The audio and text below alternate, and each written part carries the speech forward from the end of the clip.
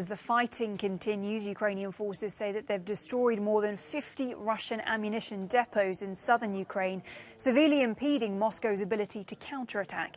Kyiv's also claimed that there has been a turning point in the battle for Kherson, predicting it will retake the region by September.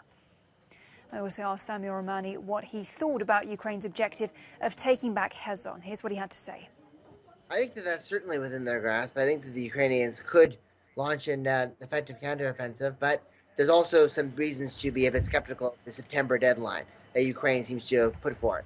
Number one, even though the HIMARS are quite effective in removing Russian ammunition depots, they still only have 12 of them, and the Ukrainians believe that they need 50 from the United States in order to successfully prosecute a counteroffensive of this kind. It's unclear whether the Biden administration is going to part with so many systems. Secondly, Russia's artillery advantage is still very pronounced. I've been seeing anecdotal reports on the ground, to AFP for example, talking about how Russia's got between a 6-to-1 to 8-to-1 advantage in terms of artillery, and that's something that Ukraine can't really overcome easily. And third, Russia has already built up an entrenched defensive fortification and infrastructure in Kherson, and being the attacking force is a lot harder than being on the defensive.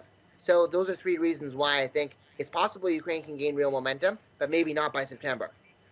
So it is nevertheless difficult, as you've just outlined there. But strategically, how could retaking Kherson actually change the fight in the south, as well as access to the Black Sea? Well, retaking Kherson would be a major game changer for the Ukrainians, because it would also severely limit Russia's ability to project power on the Dnipro River.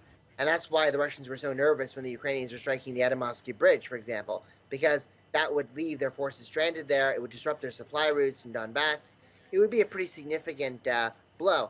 And that's why I think that the Russians might pull something of a surprise referendum between now and September to ensure that Kherson enters Russia's territory and makes any attack on Ukraine a de facto attack on Russia, and that will complicate potentially even Western arms supplies and Western military assistance. So Russia could do some unpredictable things because of Kherson's importance if it felt that Kherson was at risk.